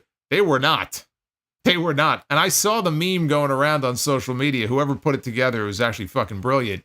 Of Tony Khan on skis with the ratings chart. And he's skiing down. I laughed my ass off when I saw that. Whoever put that together, 5 stars. That was not a good sign, I would think. But we'll see. We'll see when the Dynamite number... That's Collision. We'll see when the Dynamite numbers come in. If people are buying into this, if people are going to tune into the show now to see what's going to happen next, I hope for their sake that they're at least back over 700,000. Because if they can't get back over that number, they got some big problems. They got some big problems if they can't get back up at least in the 700K range. How would you rate AEW Dynamite from Winnipeg tonight? Here is the Twitter poll. 52% thumbs up. 25% thumbs in the middle, and 22.8% thumbs down. So the thumbs up is winning. I wouldn't say that these are exactly hot numbers. They are not. But overall, a positive score for Dynamite tonight. It's the amazing Gunther. Oh, it's Gunther. Jerry Lawler loves Gunther, the Magnificent. All hail Gunther. Oh, it's Gunther. The amazing Gunther. David Thering with a $50 Gunther bomb here on a Wednesday night. Oh my God, a super chat bomb. There you go. That's a bigger bomb than the New York Mets. There you go. There you go. You could always say that about the Mets. You can't really say that about the Knicks, although that was a tough loss the other night. Well, we got Knicks fever here, though. If you're a Knicks fan in New York, got a lot of people pulling for the Knicks. Hey, David, thank you, man. I'm going to read your super chat here in just a little bit. I'm going to start, though, from the beginning. Now, I fucked up the screen before. I cannot put them on the screen because I didn't load it up properly beforehand. I was in such a rush to get started here, so it's going to look all jacked up. So instead, I'm going to read them here. I'm going to go through all of your questions. If you got questions or comments for me coming out of tonight's show, get them on in. Get them on in, and I will read them. All right, let's go back here in time. We'll go back to the beginning. Again, I want to thank everybody who has dropped the dono here. You guys are awesome. It does mean a lot, your support here of the channel and the show. So thank you. Let's start out with Josh Carlos. 98. 98. 98, not 88. Hey, Josh, were you born in 98? Is that where the 98 comes from? It says, buy, rent, or sell best Danielson AEW matches. MJF Iron Man, Omega Grand Slam, and Ospreay at Dynasty. Ospreay at Dynasty is the greatest match in AEW history. The Iron Man match with MJF is the greatest Iron Man match that I've ever seen. And the match with Omega was great, but I ranked that last of the three. So in that order, I would buy on Dynasty, I would rent on Iron Man, and I would sell on the Grand Slam match, which was great. But I actually have that at the bottom. I think the point, though, the point is that Bryan Danielson is fucking awesome. And one of the greatest of all time. Hey, Breeze, thank you. I'm hoping that you enjoyed the review tonight. Hope you enjoyed your stay. Thank you, sir. Ace of Master with the $5. Ospreay and Danielson had the best match in AEW history. Shibata typing on his phone, hold my beer. Kentucky Dried Chicken with a couple of super chats. Hey, thank you for the $15. I'm going to get it out of my system. The Bucks have punchable faces. You just want to punch the TV screen when they show their faces on camera. Since the Bucks are the bosses of AEW, 1, their coffees will taste funny. 2, is there a locker or office that will smell like manure? and 3 greasy fried chicken and cans of beer inside their cars. Do they look like people that will drink beer and eat greasy chicken? They're like flagpoles. The Juliet with the $8. Congrats to Solomonster on his new gig. Look forward to Tuesday for the collaboration.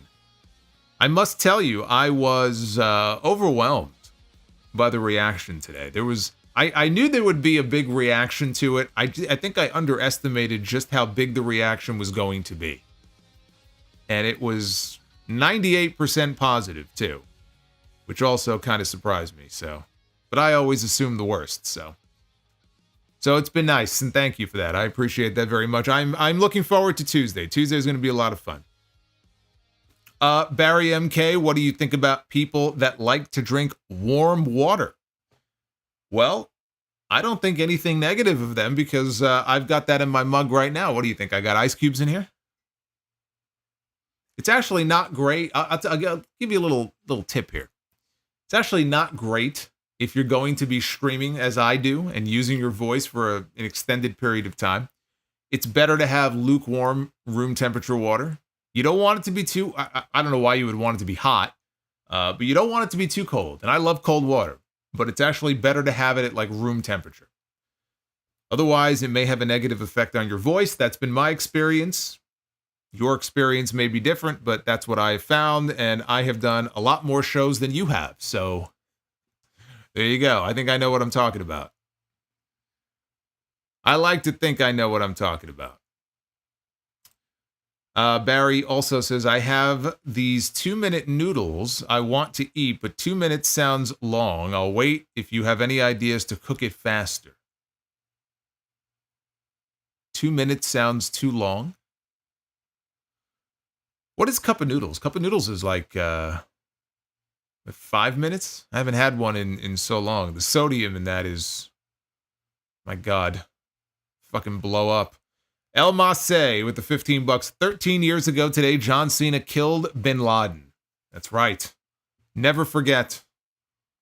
Never forget when John Cena made the announcement that Osama Bin Laden has what I'm trying to think exactly what his words were. Osama Bin Laden has been compromised to a permanent end. I think is that what he said? He's so fucking weird. He's so weird. I guess that was their like PG way of having him say it. He's been compromised to a permanent end.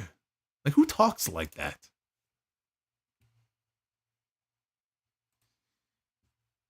Black Wolf with the $10. With that message earlier from JD, I saw that message. What the fuck are you drinking? Like I said, tonight it's water. Next week, who knows? Who knows what it'll be? CNM. Hey, Solo, congrats on TNT. Happy for you, brother. Thank you, CNM. We're going to have some fun with that. Black Wolf again with the $10. Congrats on joining Tuesday Night Titans. Huge game changer. I watched clips of your podcast from TV Tracks in 2012. During the build of Cena versus Rock, it's amazing how things come full circle. Isn't it?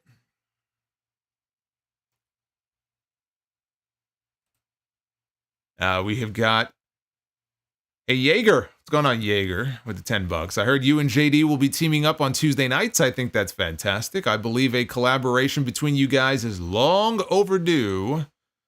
So exciting. Yeah, it's been far too long. You know, we've been working together in House of Glory for so long now, probably 5 years, going on 6. So it's not like we haven't been working together. And it's a great opportunity, I think, for us to really get into subjects that we can debate and discuss and have a lot of fun doing it, which in turn will be a lot of fun, hopefully, for the audience. I hope. We shall see. You get two personalities coming together, you never know what you're going to get. You never know what you're going to get. I guess that's the fun of it. Hey, ABK, again, I got to give ABK, I already gave him a shout out earlier, but you know what? This guy deserves multiple shout outs. It's ABK, always be killing because he dropped a $412 super chat bomb on my head. Wonder if you guys will be bringing the heat on Tuesday as well. Let's see. We got to have a good showing on Tuesday night over on JD's channel too. But ABK says again, I was so bored watching the show, I had to turn off the TV because the crowd, but can't miss your stream. ABK again, thank you, my friend. I say it all the time. I can't thank you enough. And if I had the usual super chat slide up tonight, you would see your initials carved into the corner. They're right there. Arabian Night. I don't know, even with the ratings decline at the moment, Dynamite still feels like the most entertaining and easiest watch out of any show throughout the week. What say you? I wouldn't say that that's the case every week. There was a period of time where I would have agreed with that. Right now, it's hit or miss for me. It's hit or miss. There's a lot of good stuff on there. There's other stuff that's just kind of there. We got some of that on the show tonight. And WWE, same thing. They're hit or miss. They've had a lot more hits than misses so far this year. Now I feel like we're in kind of a post-WrestleMania lull where things are not quite as exciting as they were a couple of months ago. And so you will have these draft shows like that SmackDown from last week, which is a fucking bore. Raw was, marginally better. You'll have shows that are really good. You'll have shows that are very boring. There really is no formula to it. I can't say that, Raw's great every week, SmackDown's great every week. It's not. Dynamite's fantastic every week. No, it's not. And that's why I'm here talking about it. Because I get to tell you when I think it's great and when I think it's not great. If everything was great, there wouldn't be much to say. Yep, it was great. Everything's great. Everything is not great, but there was some good stuff on the show tonight. Uffman Entertainment, awesome jacket. Please tell us where you got it. This, where did I get this from? There is a website that has EDM stuff. I don't know if it's EDM dot something, but I'll have to look it up. Punch that into Google. There's some kind of EDM website. They have a lot of EDM stuff, glow-in-the-dark stuff for raves and stuff. I mean, I'm not going to raves now, but I just like the color. It really stood out to me. And they have this design in other colors as well. They have neon green, yellow, orange. So if you could find it, they're all up there on that website. Good shit. I like stuff that stands out. Food Hive, I would like to thank you for not saying Willow Nightingale's name like Jeff Hardy's character, Willow. Attaboy. What up, chat? You have been missed. Hey, Food Hive is with us. Food Hive is not here all the time anymore, so when he's here, it feels very special. Food Hive thinks he's a big shot now. He doesn't have to be here every week. William Valencia, Nick Wayne's mom has got it going on. It really hit me tonight. I mean, not that I didn't notice it before, but yeah, Nick Wayne's mom has she's something. She's something. We have Jake Finn, Nick Wayne's mom. We got a lot of fans of Nick Wayne's mom. A lot of Mother Wayne fans here. Now we got to put it to a vote. We got to put it to a vote, though. Rhea Ripley or Mother Wayne? I don't know. You let me know.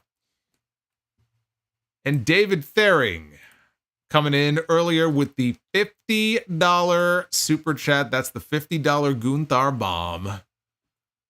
Hey, Solomonster wanted to reach out and say congrats on getting the TNT co-host opportunity with JD from NY.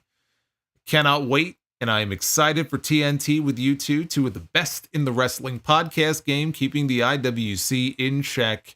Cheers. David, thank you, man. I appreciate the kind words. I'm looking forward to it.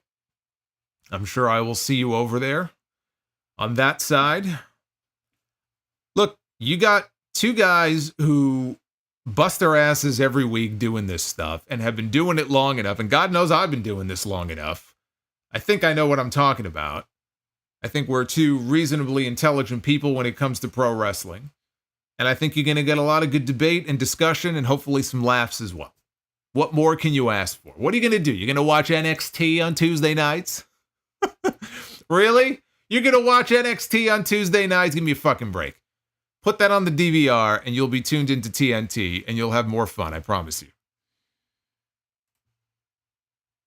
Oz and Glorious with the $5. So many great matches and so few angles that move me lately. Nobody needs to see Best Friends, Top Flight, Shane Taylor promotions every single week. Well, we didn't see Shane Taylor promotions this week, did we? Oz also says, where's the bat? Solomonster. Barbed wire bat is better than the puck. Well, the bat is here. The bat is in the closet. I have the bat in the closet. The puck is right here. I got them both. Don't worry. The bat is never too far. Never know when you may need it. Food Hive. I am a DA. Oh, DAY. I thought you said you were a district attorney. I'm like, Food Hive, you're a man of many talents. I didn't know. Here, I thought this guy was a chef. He's like, I'm a DA. I'm like, I didn't know you had a law degree. No, he says, I am a DAY 1 membership guy, but my card expired. How can I get all my months back now that I'm back? Is this possible? Also, Go Champs, Texas Rangers. Unfortunately, I don't think it is possible. I think once the streak is broken, you got to start all over again. I wish it weren't that way, but I think that's the way it works. I don't think there's anything that can be done. So you're just going to have to start all over again. I know you can get back there. I know you can do it. Ricky says he's going to watch JD and I on TNT and NXT at the same time. Now, you can't do that, man. You got to give us your full attention. You can't be doing that. You can't be watching Thea Hale on one channel and then be watching me on the other. It doesn't work that way. We have got Oz again. Congrats on the TNT gig. Thank you, Oz. Thank you for the advice. The Ferocious with the 5. With the latest Dark Side of the Ring. Watch the latest Dark Side of the Ring, and it's uncanny how Sandman's daughter takes after him. I'm only halfway through it, and she seems like a firecracker. She seems more Sandman than Sandman's son. David with another $5. When JD heard your response to the "What the fuck are you drinking?" question from Black Wolf, he loved it. Him and Jesse both did. Yeah, shout out to Jesse. Jesse's awesome. Jesse's awesome, and I'm very happy that Jesse's son is doing well. And Uffman Entertainment on Sunday at House of Glory. If you don't come out with a sombrero and dancing with a mariachi band in the ring like Brock did years ago, estaré muy decepcionado de ti. Oh, you didn't think I had it in me, huh? Thankfully, they haven't asked me yet to do commentary all in Spanish on Sunday. If they do, I'm fucked. Hopefully they don't, because that's not going to be possible.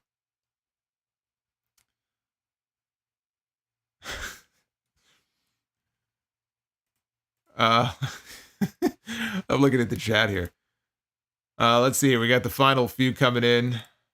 Get them on in now, because when we're out of here, we're out of here. Kentucky Fried Chicken NXT opening segment yesterday of Trick Williams and Lash Legend was so funny.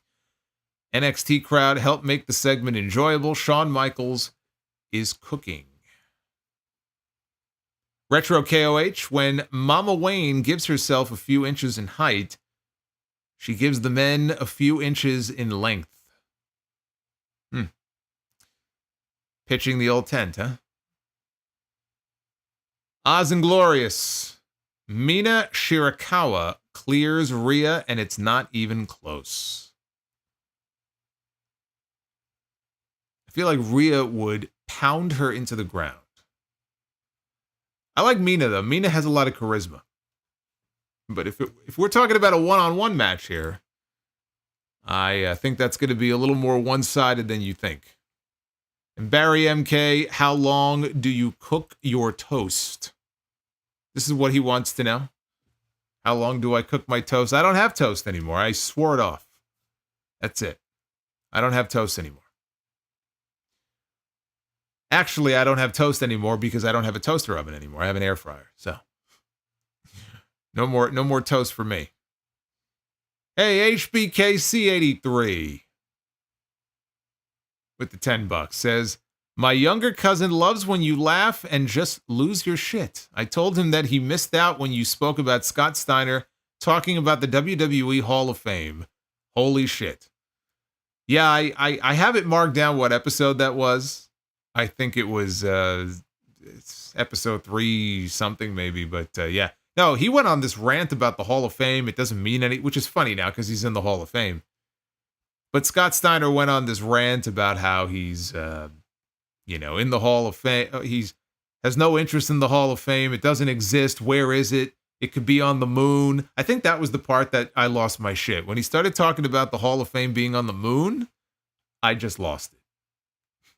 I just completely lost it. Oz says, Rhea would beat Mina easy. We're talking hotness. Okay, all right. No, that's fair. That's fair. Mina's cute. Mina's cute. She's no Mariah May, but, respect to her. Toastless Solomonster. Mm-hmm. What can I say? Not anymore. All right, the goal for Be the Booker tonight was 450. We are at 509. 509? Why are we not at 550 already? Come on. We hit the goal, but we got to get that up a little bit. But we did hit the goal for Be the Booker. Thank you guys very much. Let's not waste any more time. Let's do the deal here on a Wednesday night. Let's be the Booker. Ladies and gentlemen, it is now time to be the Booker. Hebamaru says that is just a matter of taste now. Japanese vixen or Australian goth girl? Hey, to each their own, man. Everybody's got their vice. Everybody has their thing that they like. Why not both? That's what I say. Why not take the Australian goth girl and the Japanese vixen at the same time? There you go. Who says you have to be limited to one? All right, Be the Booker. Let's start out with tag teams, as we always do.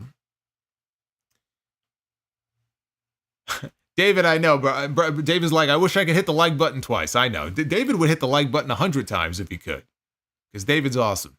All right, look at this. We got the American Wolves, Eddie Edwards and Davey Richards. They were a hell of a team back during their day. The American Wolves. Remember when they got that tryout, that one tryout in NXT, and they were not invited back? Pepperidge Farm remembers. The American Wolves against the Head Shrinkers, Samu and Fatu. I like the Head Shrinkers. Head Shrinkers, Samoan SWAT team, call them what you want. I liked the Head Shrinkers and I liked the American Wolves, and I think that would actually be a very hard-hitting match. That is the kind of match that I like to see here in Be the Booker. What else can we come up with? Come on, let's come up with something a little more interesting. We have so many potential combinations here. I feel like lately we've been landing on a lot of the same ones. Those were different. Let's keep that going. All right, there we go. Chris Statlander, former TBS champion. I'm digging that. I like Chris Statlander. I'm a Statlander fan. Chris Statlander and Trish Stratus. There you go. Trish Stratus and Chris Statlander. Hell of a match. Hey, we got one more to go. We might just three-peat tonight. Let's find out. Main event time. We begin with the world's strongest man, Mark Henry, and look at what Mark Henry is wearing. He is wearing the famous salmon coat, the salmon jacket, the greatest retirement speech in the history of sports. This is what kicked it all off, right? The Hall of Pain. Here we go. Actually, this was after the Hall of Pain, but he had a lot left in the tank. You know, I asked him, when I interviewed Mark Henry in Philadelphia a few weeks ago, I asked him about that jacket. I said, do you have it or did you loan it to WWE? Because I think at one point he had loaned it to them. And he says, nope, I got it. He's got it at home. So it's in safekeeping. Mark Henry in the salmon suit, one-on-one with Arnold Schwarzenegger. Oh my God, the battle of the powerhouses. The world's strongest man against Conan the Barbarian. How's that for a match? Take Arnold in his physical prime, Mark Henry in his physical prime, who's even stronger than Arnold. You put the two of them together in a fight. It's probably not going to end well for Arnold, but that'd be fucking amazing. That'd be great. We got ourselves a clean sweep. That's how I like to start the month. It's May 1st. Did you not know that? Or it was. Now it's May 2nd. But it's the first stream for the month of May. We got started out here on a very strong note. Thanks to you guys. I thank you for that. We got a couple more super chats here. We got Kentucky Fried Chicken. I would order fried chicken, greasy cheese pizza, and McDonald's to the elite.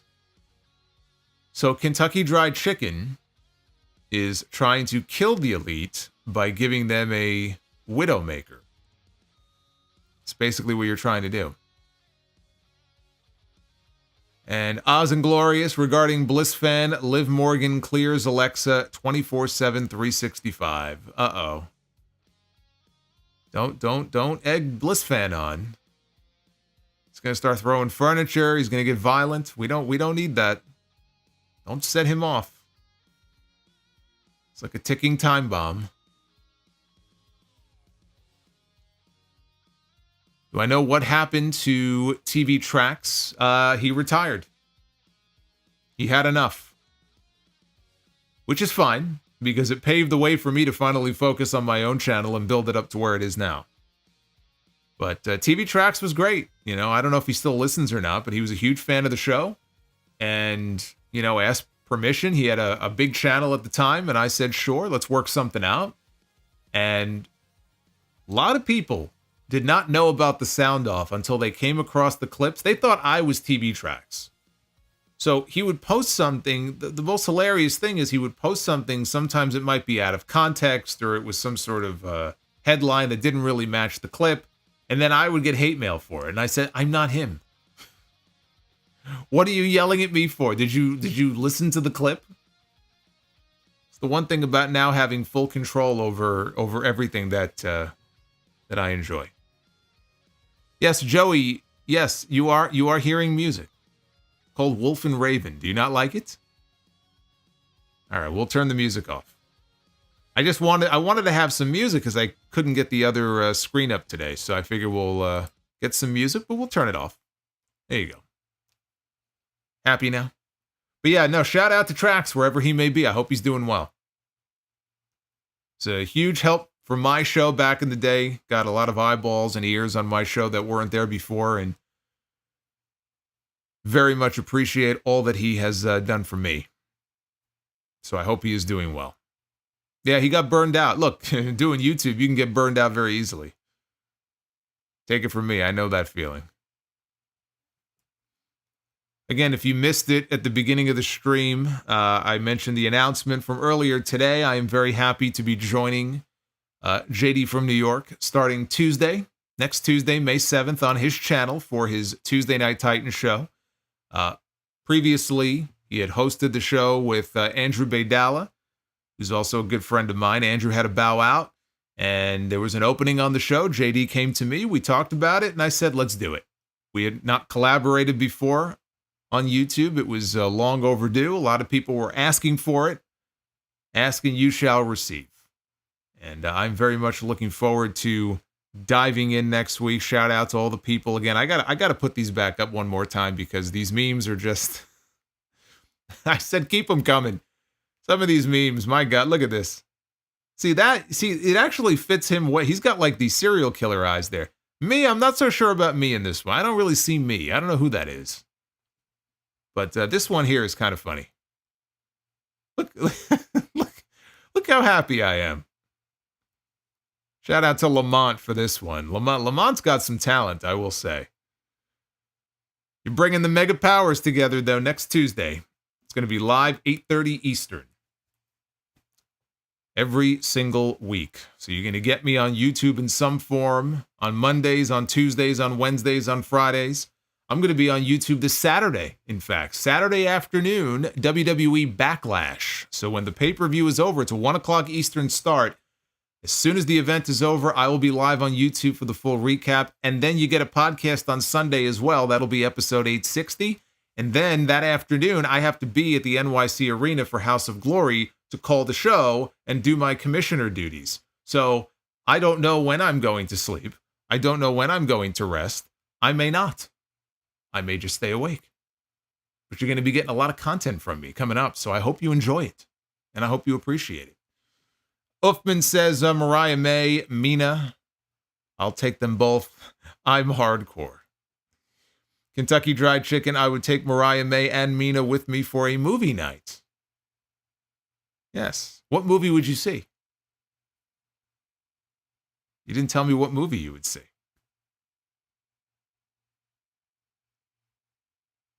In 6 months, Elizabeth is going to break you two up. JD versus Solomonster at Hog. I should start my training now, right? I got to talk to Red. I got to say, train me. Let's start rolling around so I can be prepared.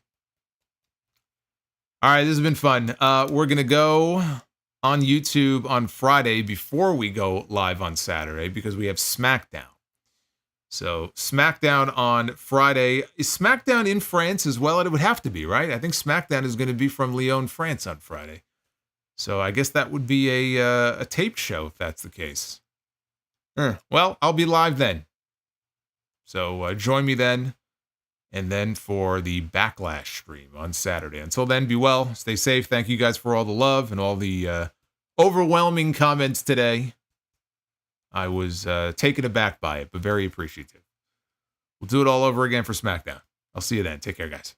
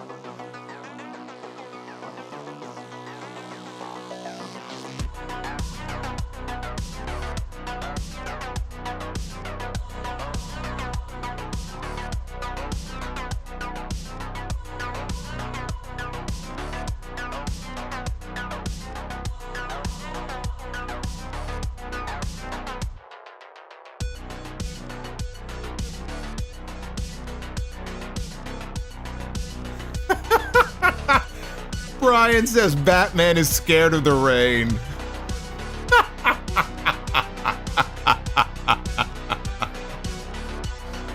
Oh, I love it.